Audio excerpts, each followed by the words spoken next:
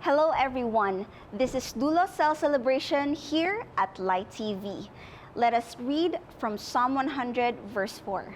Enter his gates with thanksgiving and his courts with praise. Give thanks to him and praise his name. So wherever you are, why don't we all stand up as we give our praise and worship to the Lord. Today, God, we will come to your altar with boldness, with confidence, God, with the attitude of a child, God. But in your altar, there's healing, there's peace, God, there's completeness, God, there's fullness, God. And today, church, as we worship him, let's have that attitude, saying, Lord, I just want to be in your presence. Everything that I am, every failures, every challenges, everything that is incomplete in me, Lord, in your altar, it will be complete. It will be filled. Hallelujah.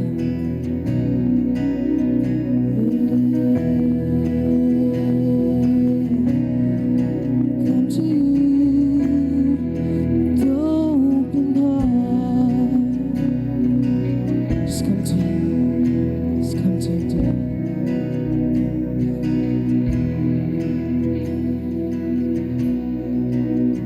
Are you hurting and broken within? Overwhelmed by the weight of your sin?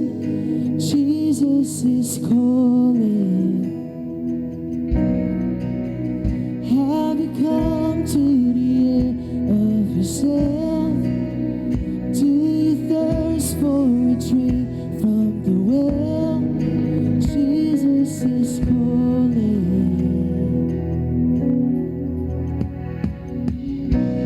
Oh, come to the altar.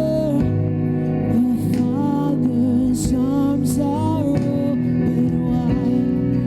Forgiveness was bought with the precious blood of Jesus Christ.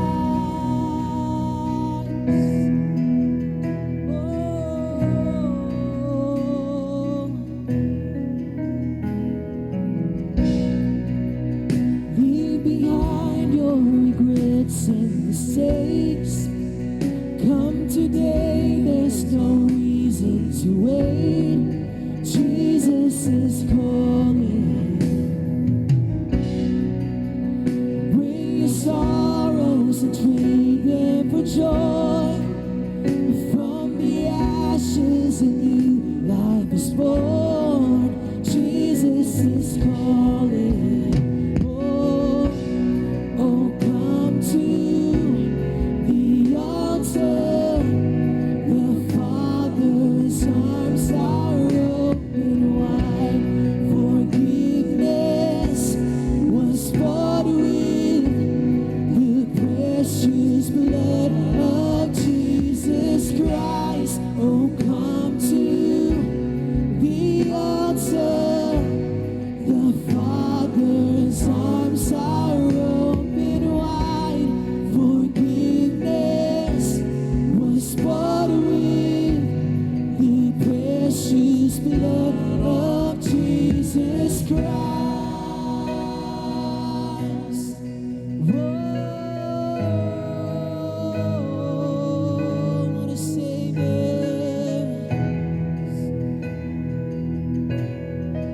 Oh, what a Savior. Isn't he wonderful? Sing hallelujah. Christ is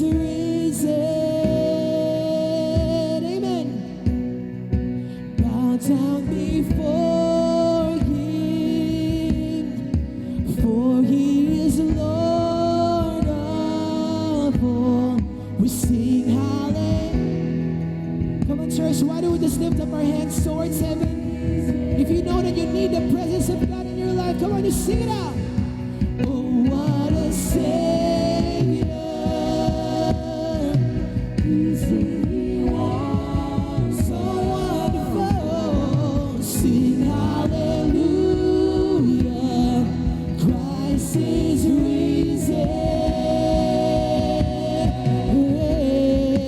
Bow down before Him, for He is Lord of all. Sing hallelujah.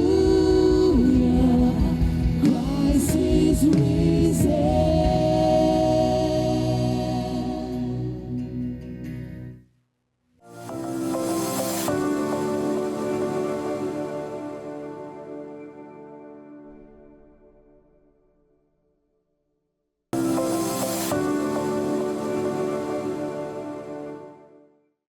Marami ako na-discover na hindi ko alam umabot na ako ng 21 taong anyos. Ang una ko laging tanong ay ganito, katulad ng marami siguro sa inyo, bakit kami naghihirap? Bakit kami naghihirap? Alam nyo ba na sa Singapore walang natural resources? Sa atin ang dami. Pero sila mayaman, tayo mahirap. Alam nyo ba na sila ay meron lang 4.5 million population? Tayo 120. Ibig sabihin, ang dami-dami natin taong nag-iisip. Pero bakit mas mayaman sila, tayo mas mahirap? Then, I begin to look at it. Hindi ko makuha ang sagot sa tropa ko ng Taogama, sa LFS. LFS, sasabihin pa siya, paano ka pinahirapan ng gobyerno eh. But when I begin to read the Bible, that's the beginning of breakthrough. Yung Bible po, tinuruan ako niyan, kaya pinagmamalaki ko yung Bible. Dahil mahirap ang nanay at tatay ko, alam ko, aago sa akin ang kahirapan. Siyempre, iniisip ko, dapat magsipag ako, magsikap ako. Nagkataon naman po, ako po ay nagpastor. Arkitekto ako by profession. But God gave me assignment, I need to become a pastor.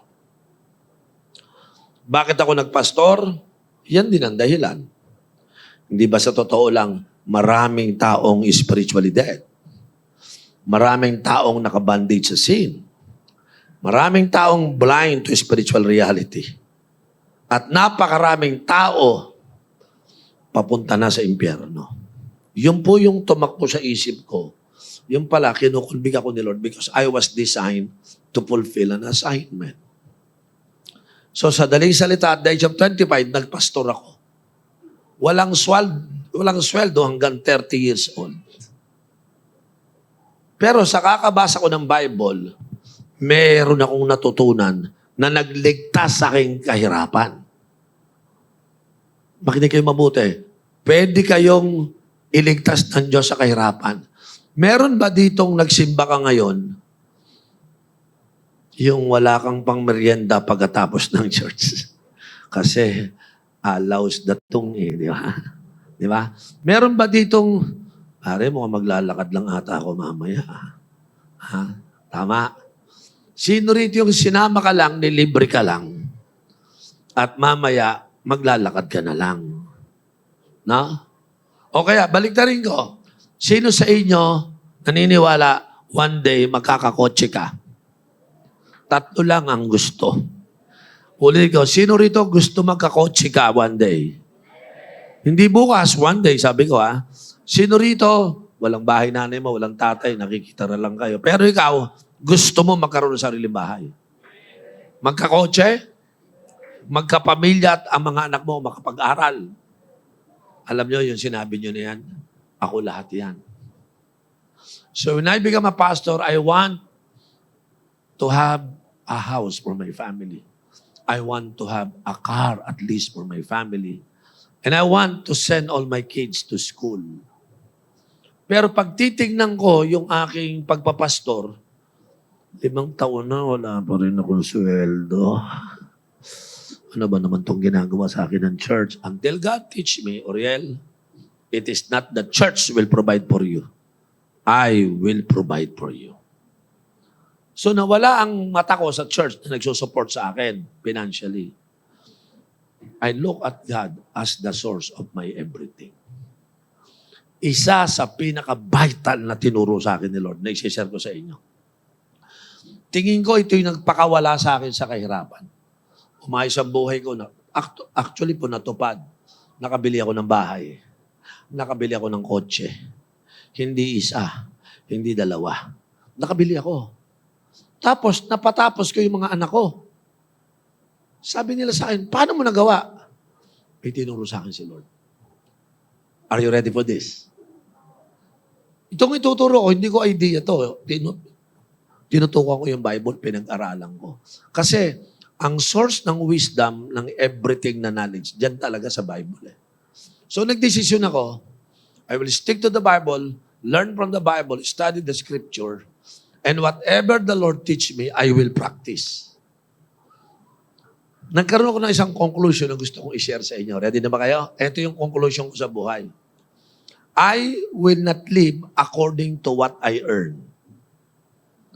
I will not live according to what I earn.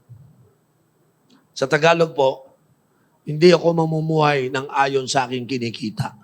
Kasi nga, walang kita. So, paano ako mamumuhay sa aking kinikita? Di ba? So, yan ang una kong thoughts. I will not live according to what I earn, but I live according to what I sow. To what I plant. Bali, ang mindset ko, nung bata ako, arkitekto ako by profession. Kaya lang, hindi na ako pwede mag-arkitekto. Nagpapastor na ako. Pero ang simbahan, ang sweldo ko, wala. Hanggang naging 500 a week. Dahan-dahan. So wala ako maasahan kahit sa tao. Sa Diyos lang. So I make a decision. Paano ba mabuhay to Lord ng maayos? Iniisip ko yung future ng anak ko. Yung future namin mag-asawa. Binigay sa akin ni Lord yung mga bibigay kong scripture sa inyo ngayon. Nung pinag-aralan ko yung mga Bible verses na yan, nabuo sa isipan ko, tama. Hindi ako mabubuhay sa sweldo ng tao. Magtatanim ako. Yung principle ng spiritual sowing, yun ang minaster ko. Kasi ganito ang sowing eh. Sowing means the principle of giving. Tayo mga Pilipino, sanay na sanay tayo sa receiving. Di ba? Pag nakita mo nanay mo, ma, pengi. Di ba? Nakita mo tatay mo, tay, pengi. Di ba? Nakita mo ninong, kahit hindi naman Pasko, ninong. Di ba? Pag ang gobyerno namimigay ng ayuda, pipila ka ayuda, pengi. Di ba? Lahat tayo, sanay na manghihingi. We constantly live according to what we receive.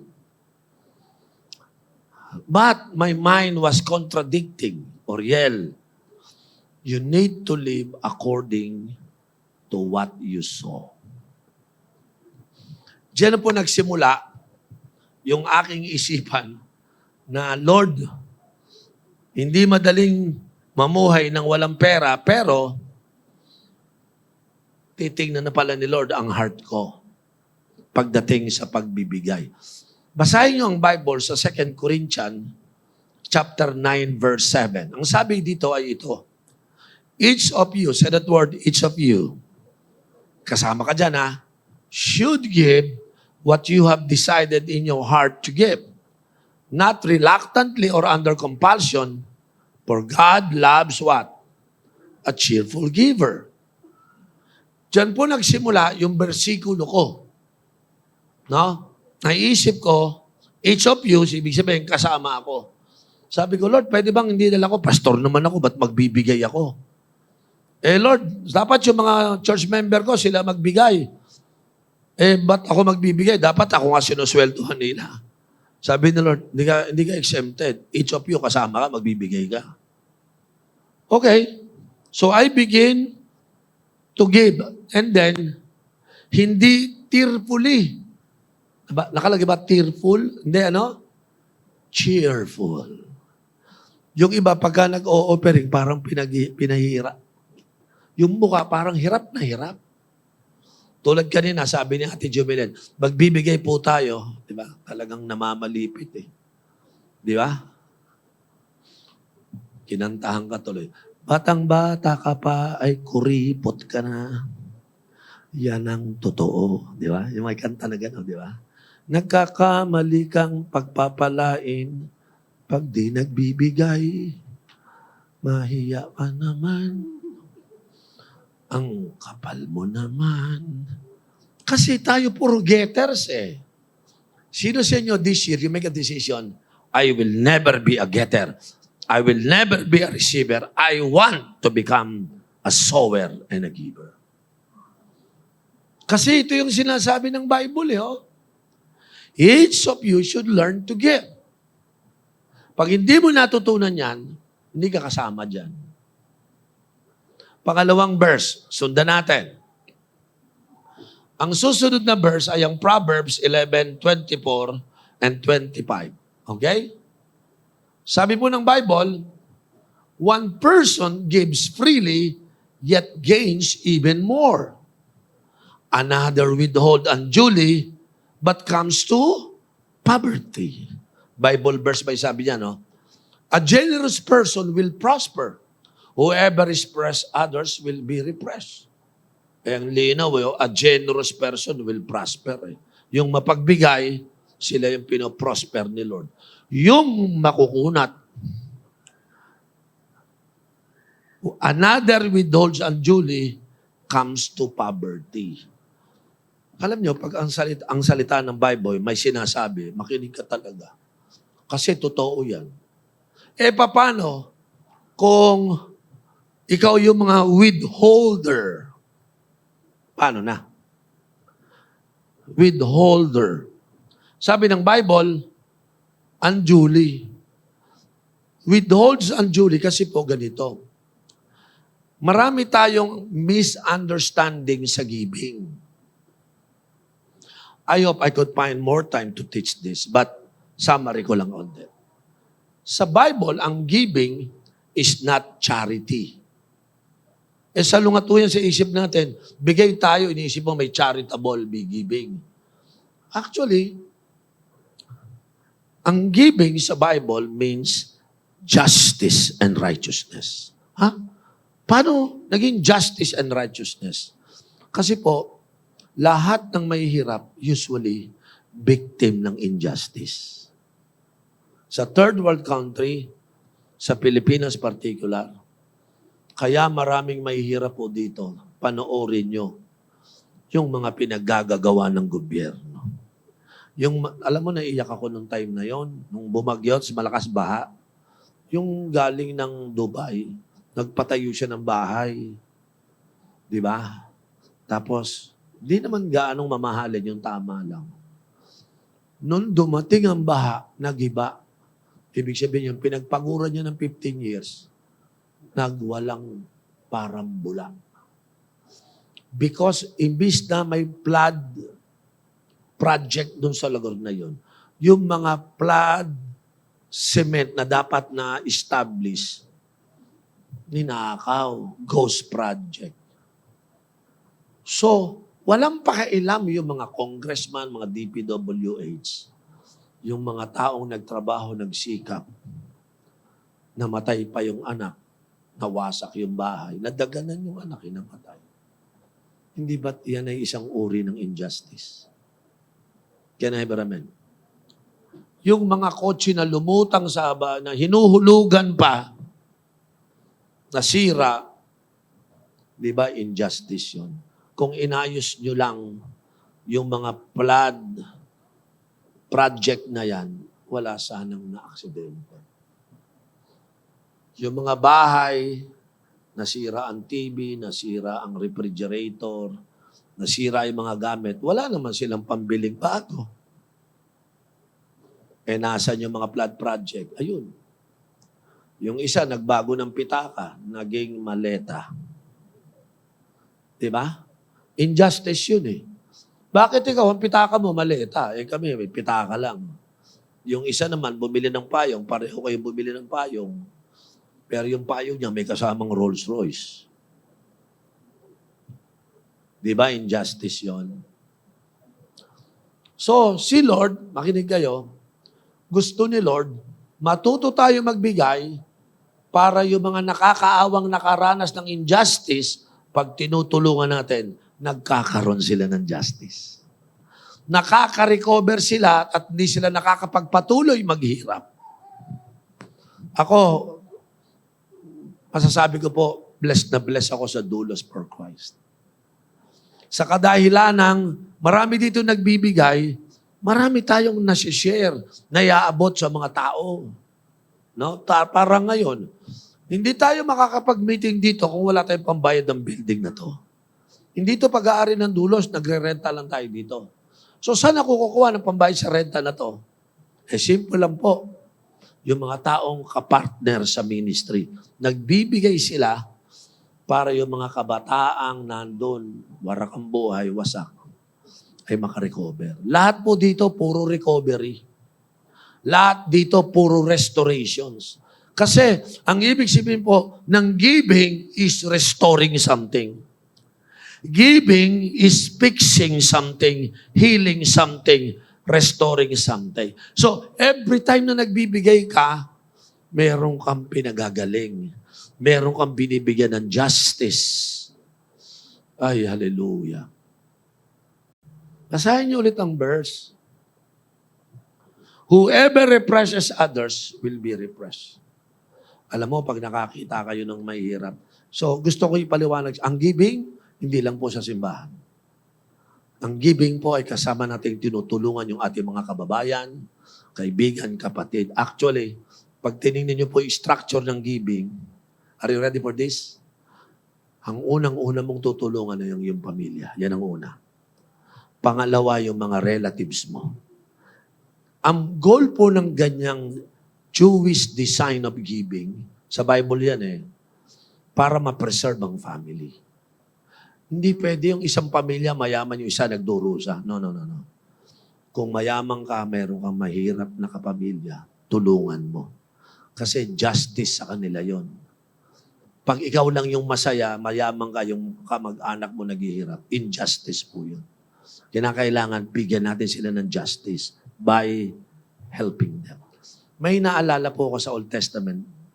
Siguro one day bibigyan sila mga verses. Nagbabasa po kasi sa Leviticus. Sabi ni Lord, pag nagtanim kayo at aanin na kayo, ito gagawin mo ha. Tabasin mo lahat ng wheat, mga bigas, tabasin mo.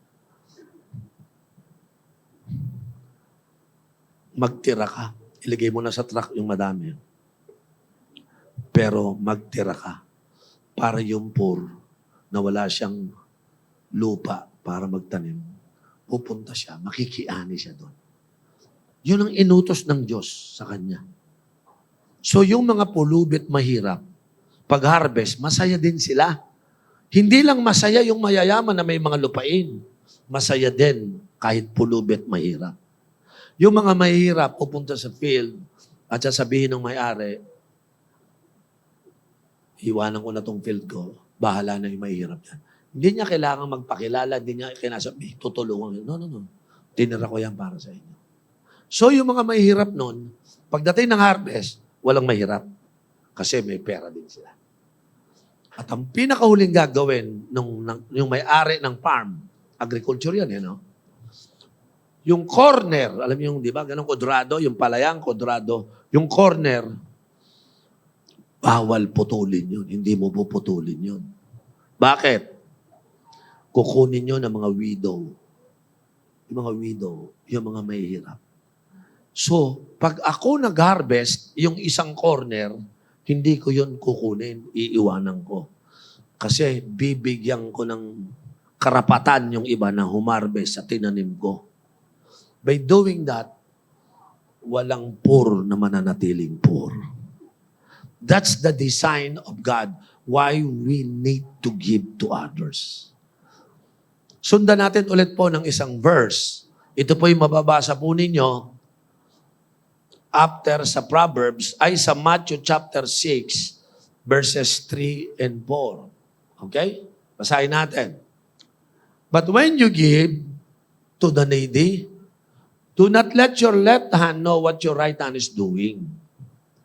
Ibig sabihin, kung magbibigay kayo, isekreto nyo na lang. Huwag nyo nang ipangalandakan na ikaw ay giver. Yun ang ibig sabihin nun. So that your giving may be in secret. Then your Father who sees what is done in secret will reward you. So yung mga may-ari ng lupain na mayaman, tutulong sa mahirap. Kukuha sila nung para sa kanila, yung para sa Diyos, at para sa mahirap. Iiwanan nila yon. Ngayon, hindi na sila magpapakilala kung sino nagbigay. Secret, iwanan nila. Tapos sa dulo, meron pang mga nakatanim na hindi pa inaane. So yung corner, hindi niya rin kukunin yon. Secretly, iniiwan niya yon para kung sino man ang mahirap, kumuha na lang kayo. Ang ganda ng turo ng Diyos sa mga Hebrew people. Yung bang maging giver kayo, yung pala, giving is delivering justice to people. Yung pala talaga yung ugat nun. Pag kayo nagbibigay, binibigyan nyo ng justice yung kahirapan nila.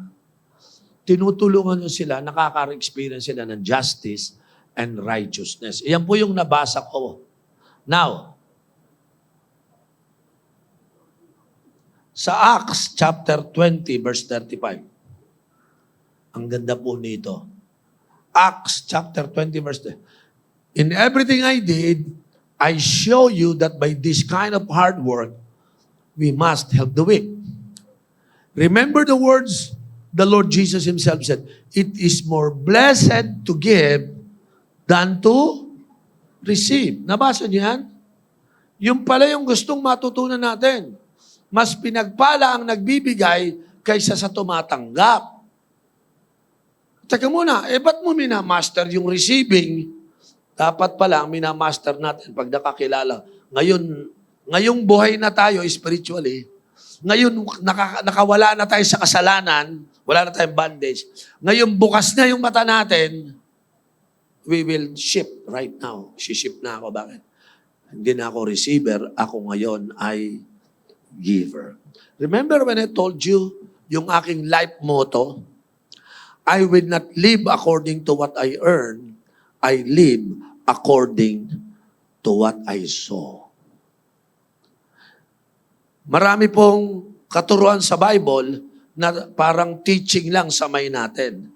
Pero hindi ho natin nararanasan. Naranasan ko po. 5 years, wala akong sweldo. Isa lang ang tanging paraan para makalusot ako. I-practice ko yung tinuturo sa akin ng Diyos. Na-anticipate ko na eh. Lalaki yung anak ko, mag-aaral, saan nakukuha ng pang-matrikula. One day, mangangarap yung mga anak ko, ihiling yan, sana tayo, meron naman tayong bahay. Yung asawa ko, saan ka naman nakakita, ito po yung aking may bahay na walang bahay. May bahay, ito po yung aking may bahay, si Geraldine. Pero wala ho siyang bahay. Siya po yung may bahay na walang bahay. Ano ba talaga, Kuya Oriel? May bahay pero walang bahay. Ganun po nangyayari. So I decided, nung bata po ako, nagpastor po ako, tuwing may lalapag na pera sa akin, Lord, tulungan mo kong masterin ang giving. Masterin ko, Lord, yung sowing talaga. So, every time na mayroon sa akin nagmamahal na nagbibigay ng pera, bubunot ako ng pera ko. Ito, 1,000 kunyari. Ilalagay ko ito. Tingnan niyo ako. Alam niyo po ba, yung pera sa kamay mo, tawag dyan, pera sa kamay. Amen. Pero, alisin mo na sa kamay mo, ilagay mo na sa offering bag. Automatic, wala ka ng pera, di ba? Pero yung perang nilagay mo sa offering box, eto, nilagay sa offering box, hindi na ho pera dyan. Hindi na. Sabi ng Bible, buto na yan, seed na yan. So, the only way to transform your financial life on the future depends so much on what you sow. It is not what you earn. Hindi nyo ba napansin, ang dami mga tao nagtatrabaho, walang bahay, walang kotse, walang pampaaral. Puro wala. Kasi inisip nila, magsisip ka pa ako, magtatrabaho ko para itaguyod ko yung pamilya ko. Mali. Hindi yan ang pinapagawa sa iyo ni Lord. Ang pinapagawa sa iyo ni Lord, magtrabaho ka para makapag-sow ka ng seed mo. Yan. Yung iba, hindi matanggap yan. Pero yan ang nasa Bible. Tingnan niyo po to. Di ba, nalagay ko na sa offering, ito ay seed na. Pero naalala ko, bago ko ilagay yan, may ginagawa ako. Ito yung sikreto ni Bishop. Lord, si Odi mag-aaral. Si Grace mag-aaral. Si Naomi mag-aaral. Wala akong sweldong malaki. Paano ko mapapaaral? Sabi ko, Lord, itong buto na to, Lord, ang pangalan nito, tuition fee ng mga anak ko. So itataya ko, ilalagay ko na ngayon doon sa offering. Ngayon, naging buto na yon, di ba? May pangalan. Lahat ng buto may pangalan. Sa iyo, wala. Sino sa inyo pag nag-o-offering, nilalagay mo ng pangalan? Yung iba sa inyo, naglagay, anong buto? O hindi nilagay, ano? Nag-expect ka ng malaki, hindi mo nilagyan ng pangalan. Nagtaka ka, ba't naging damo? Damo lang eh. Dapat nilagyan mo talong, upo. Di ba? May buto bang walang pangalan? Kung nagtatanim kayo ng buto, marapat dapat malalagyan ng pangalan.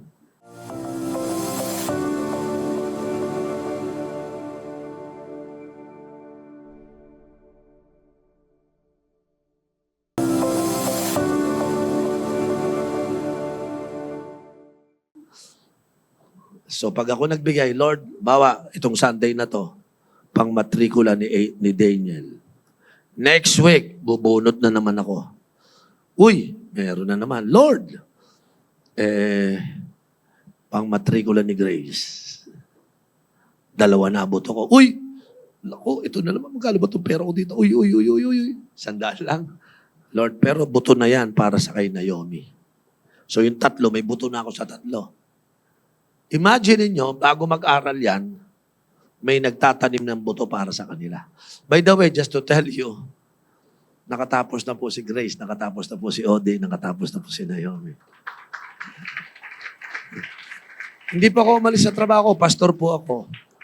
Hindi naman po ang church ang nagpaaral sa mga anak ko eh. Ang Diyos ang nagpaaral sa mga anak ko. Kasi hindi kakayanin ng church talaga eh. So one day, sabi ko, Lord, gusto ko magkabahay. So, hindi ako nagpaplano. Nagtatanim ako. 50 lang to, Lord. Pero pambahay yan, Lord, Pambahay. Di ba? Ganun yan eh. Minsan ako yung nangangarap, Lord, gusto ko naman magkakotse. Uy, meron pa. Tatanim ka ulit. Ito yung pangkotse ko, Lord. Kasi ang dami ko ng buto. May pambahay, pang matrikula, may pangkotse. Tanong, may kotse ba ako ngayon? Meron. Isa? Hindi. Madami. May bahay ba ako? Meron. Isa? Hindi. 2. Saan ko nakuha? O hindi ako nang hold up. Hindi ako nagsusolicit. I find out about 35 years ago. May tinanim na ako. 37 years na akong pastor, kapatid. Mukha ba ako mahirap? Hindi naman medyo. Di ba? Hindi naman. Naka-iPhone din ako. Kahit papaano. Ang ibig ko sabihin, nasa harapan yun, nagsasalita, na isang mahirap, pero natutong magtanim, ngayon umaani. Ang pinakauli kong testimony ito, about 3 weeks ago, meron akong tinataniman sa Singapore, tinutulungan, ibig sabihin. Isang simbahan na maliit, hindi makapagpalago, sabi sa akin, tulungan mo naman ako, gusto ko mag-grow church ko. Pumunta kami mag-asawa doon, ni Ate Jer niya, tanda ko. Baby pa lang si Tracy, kapapanganak. Parang alam ko, mga 1 month old pa lang yun, dinala namin sa Singapore. Kasi tutulungan ko yan yung church. Ngayon, yung church yan, nandun na sa Expo, lumaki na. Tumawag sa akin, 3 weeks ago, sabi sa akin, Pastor Riel, can I meet you? Let's have some dinner together. Sabi ko, sige po, punta ako dyan. Itong Singaporean, sabi niya sa akin, saan kayo naka-check-in? Sabi sa akin, andito ako sa Okada. Dito na lang tayo mag-dinner sa Okada. Sabi ko, wow, Okada. Di ba? Magandang hotel yon, di ba? Doon kami kumain. Pagkakain, testimony ko to sa inyo. Sabi niya sa akin, Pastor Oriel, you've been helping me to grow my church. Thank you so much. And we honor and we appreciate your help. Sabi ko, okay lang po yun. Talaga yan po yung assignment ko kay Lord. Ginagawa ko yan kasi assignment ko po yun sa Panginoon. Alam mo, 78 years old na ako. Sabi nung pastor, 78 na ako. I have to slow down a little bit. I decided that all my business in the Philippines must be divested na back to Singapore. Okay? And all my properties and my investment, I have to divest na rin back to Singapore. Because every business and investment ko, papahawa ko na sa anak ko. Sabi ko, very good. Sabi niya sa akin, but nag-iwan ako ng isang property na gusto kong ibigay sa iyo. Sabi ko, bibigyan mo ako ng property, yeah. Ang building na yan ay nasa Rockwell. Alam niyo Rockwell? Mumurahin doon, di ba? Hindi, mamahalin po doon. Doon sa Rockwell, nagtaka ko, binigay lang sa akin. Tapos sabi niya, alam mo, may parking pa yan. Yung parking space mo sa baba, pinili ko yun ng 1 million. Bibigay ko na rin sa iyo yan. Yung property sa ngayon, sa zonal value, is 10 million. So parang nung araw na yun, nararamdaman ko, nagkumain tayong dalawa para bigyan mo lang ako ng 11 million. Wala akong, ba't mo ako binibigyan? Then, naalala ko na naman, you have planted seed in Singapore. And now, after 15 years yun 15 years, tumubo. Naging condominium. Pero mo, nagturo lang ako. Hindi naman ako nanghihingi. But sabi ko nga sa inyo ganito mag-work yung principle ng Diyos. Pag marunong kayong magtanim ng magtanim, hintayin mo lang. Pag tubo niyan, may makikita kang bunga yan. Say amen. Kaya sabi ko, I don't live according to what I earn. I live according to what I sow. Sino sa inyo nire-receive mo yan ngayon? Lord, nire-receive ko yan ngayon. Taas yung kamay, Lord, nire-receive ko yan. That I don't live according to what I earn. Yung marami sa inyong nagli-live according to what you earn, magmumukha kayong purdoy. But when the moment you make a decision, I live according to what I sow, yung future mo maganda. Hindi ko alam kung ano pa madadating sa buhay ko, sa totoo lang. Pag nagtrabaho ka kasi, pag nagsara yung kumpanya, wala ka ng security. Are you listening? Sino rito di ba may mga tao? Saan ka tatrabaho? Diyan ako tatrabaho sa Ek company, multinational. Wow! Taga-Ek multinational ka pala? Yes. Ito taga-Ik. Di ba? Nagsara, tahimik ka ngayon. Wala ka magagawa pag nagsara trabaho mo. Nagbi-business ka, biglang nasunog, wala ka magagawa. Pero ako, yung tanim ko, hindi ako nasusunugan. Hindi ako nawawalan. Permanente yon. Kasi ang Diyos nag-aalaga ng itinatanim ko. Doon ako na-secure. Kaya hanggang ngayon, I love planting that seeds. May apo ako, dyan, si Ezekiel. No? Yung apo ko, 2 years old na yun ngayon. Nandyan ho yan. Iniisip ko, ang palad ng batang to. Nagtanim ang lolo na punta sa apo. Say amen. Wala akong hindi insurance yung assurance. Ano mas masarap? Insurance o assurance? Assurance. Lalo na kung may insurance din. Mas maganda.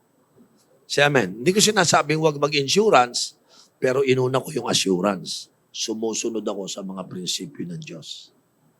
Sino may natututunan dito? So I decided that motto in my life. I will not live according to what I earn, salary, but I will live according to what I saw. Maghihintay ka lang yan. 5 years, 10 years, 15 years. Sa akin po, nagkabahay ako after 20 years. Another 5 years, nagpanibagong bahay ulit. Because kusang bumubuhos niya, tumutubo lahat eh. Imagine mo, mula bata, nagtatanim ako. Diba? Sino tatay mo? Siya tatay mo? Nanay mo? Ano mo siya? Ate mo? Asan ang tatay mo? May tanim na ba sa'yo? Because we have to ask the question. Sino rito may mga baby dito? May anak kayo? Ha? Congratulations doon sa mga, oy, si ano? Ha? May anak to. Gaganda mga anak nito eh. Di ba? Nataniman na ba yun? Nataniman na? Tataniman natin yan. Ha? Sino ba yung mga may baby rito? Yung principle ng sowing seed is so important. Sino may pangarap ng bahay? Hindi mo kailangan ng down payment. Kailangan mo seed. Amen. Sino gusto magkakotse? Hindi mo kailangan ng hulugan. Kailangan mo ng seed. Baka mabigla ka, bumibili na lang yung katabi mo ng cash. Magkano mo nabili yan? Magkano monthly? Walang monthly. Cash to. Wow. Astig ka. Bakit? Paano mo na cash? May tumubo na eh. May tinanim ako dati. Nagbubunga na. Amen? Tama. Kaya mga babae, huwag kayong mag-asawa ng makwarta. Mag-asawa kayo ng mabuto. Amen? Mga babae, nadidinig niyo ako? Maghanap kayo ng mapapangasawang huwag yung makwarta. Yung mabuto.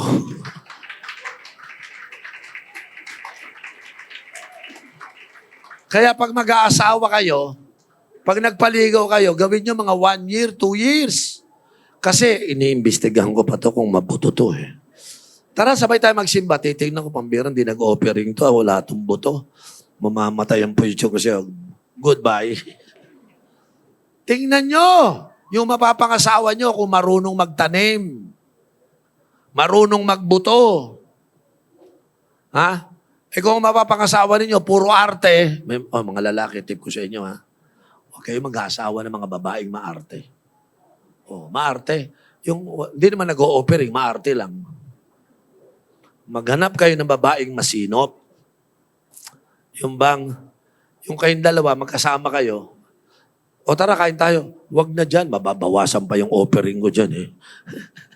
Pag na ganun kausap mo yung babae, ha? Yung iba kasi ganito, ito, saan mo na to? Offering ko sana, sige, gastusin na lang natin. Yun, break mo na kaagad yun.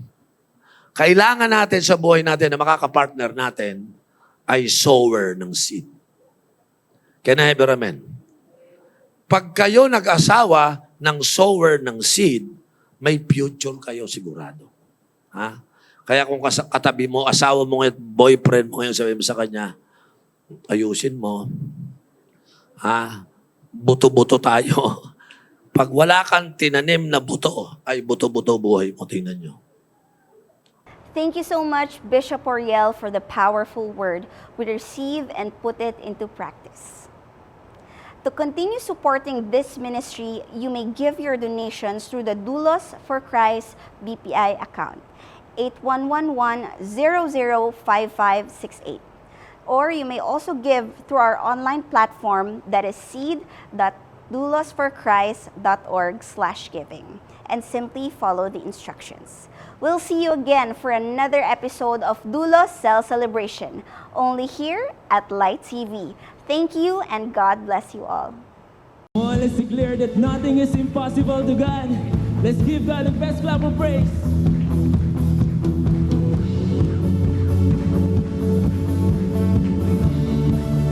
Come on, let's sing. Through you, I can do anything. I can do all things. 'Cause it's you who gives me strength. Nothing is impossible. Through you, blind eyes are open.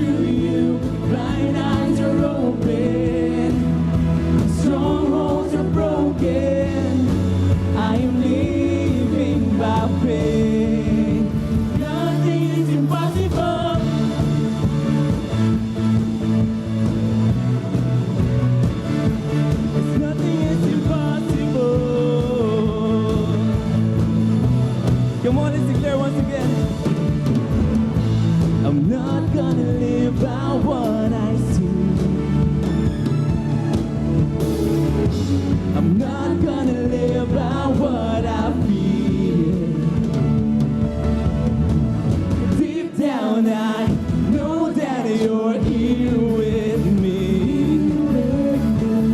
I know that you can do anything. Through you, I can do anything. I can do all things. 'Cause it's you who gives me strength. Nothing is impossible. Through you, blind eyes are open. Strongholds are broken. I am living by faith. Nothing is impossible.